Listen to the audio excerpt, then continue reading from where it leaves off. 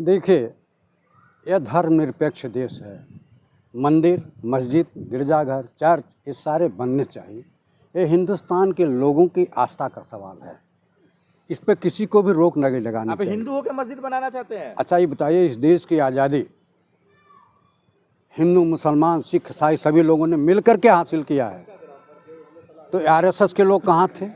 ये तो चूंकि बंगाल में वो चुनाव होने जा रहा है, तो वो वोटों का ध्रुवीकरण कैसे हो?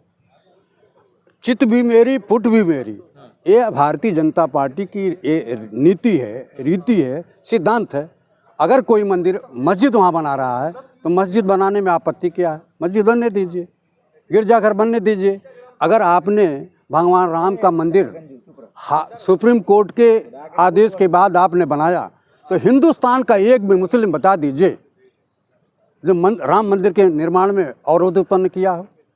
एक भी मुसलमान का नाम बता दीजिए। बीजेपी का विधायक नहीं है, वो टीएमसी का है। मैं आपको बता रहा हूँ कि विरोध में वहाँ भारतीय जनता पार्टी ही है। अच्छा, भारतीय जनता पार्टी इन किन प्रकारेण वोटों का ध्रुवीकरण कराने के लिए सब कर रहे हैं। मस्जिद बनने दीजिए, मंदिर बनने दीजिए, गिरजाघर बनने दीजिए, क्यों आपत्ति है? उस पर आपत्ति किसी को भी नहीं होना चाहिए। मैं तो हिंदुस्तान का एक नागरिक हूँ और नागरिक होने के नाते मैं कहना चाहता हूँ कि वहाँ मस्जिद को बनने दीजिए। जब अयोध्या में फैसला हो गया तो अब क्यों चाहिए मस्जिद? सवाल ये है। अगर कोई अपनी इबादत करना चाहता अपनी मस्जिद बना करके, तो उसमें आपका अवरोध क्यों? कैसी आपत्ति आपको? और एक पूर्व मुख्यमंत्री हैं उमा भारती, जिन्होंने कहा था कि मस्जिद की एक एक ईंट उखाड़ कर फेंक दूंगी, और वो गई भी थी अयोध्या में जब कारसेवकों का आंदोलन चल रहा था। लेकिन ये भारतीय जनता पार्टी और नरेंद्र मोदी की सरकार और उत्तर प्रदेश में योगी की सरकार ने उनको क्या अयोध्या में जाने दिया? निमंत्रण कार्ड दिया? नहीं जाने दिया, इसलिए कि दलित है। यह शुद्ध रूप से सामंतवादी लोगों की सरकार है, दलित विरोधी है सरकार, मनुवादियों की सरकार है। जब मनुवादी होगा तो दलित विरोधी होंगे ही। मनुवादियों की सरकार है, उनसे आप ज़्यादा उम्मीद न रखिए। यह धर्म और के साथ, आस्था के साथ ये मजाक करते हैं लोग। तो हुमायूं के साथ हैं आप? हुमायूं कबीर जो कह रहा है। मैं मस्जिद के साथ हूँ, लेकिन वही तो बोला हम मैं किसी व्यक्ति के साथ नहीं। अच्छा, मैं धर्म और आस्था के साथ हूँ।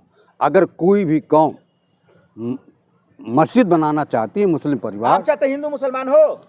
सरकार चाहती है। सांप्रदायिक माहौल खराब करना चाहते हैं हुमायूं कबीर। यही तो हिंदू और मुसलमान के वोटों का ध्रुवीकरण करने का तरीका है कि उधर हिंदू को उकसाओ, उधर मुसलमान को उकसाओ, और जाकर के बंगाल में अपनी सरकार बनाओ। लेकिन ममता की सरकार है, आपको बता दे रहा हूँ। लेकिन इस मस्जिद के बाद अब मस्जिद पे ही राजनीति होगी, इसी पे चुनाव होगा पूरा बंगाल का। अरे महाराज, कल इंडिको को 1400, उस पर सवाल क्यों नहीं करते हैं? 1400 फ्लाइट रद्द कर दिए गए, वो भी तो सवाल उठता है। विकास की तो बात ही नहीं हो रही ना देश में, मंदिर मस्जिद की तो बात हो रही है। मंदिर मस्जिद के नाम पर सियासत करने वाले लोग देशद्रोही हैं। तो हुमायूं कबीर तो यही कर रहा है। तो हुमायूं कबीर कौन है? अच्छा एक बात बताइए, अगर वो मस्जिद बनाना चाहता है तो मस्जिद बनाने के बाद राजनीतिक पार्टी बनाने को कह रहा है, वो बनाए।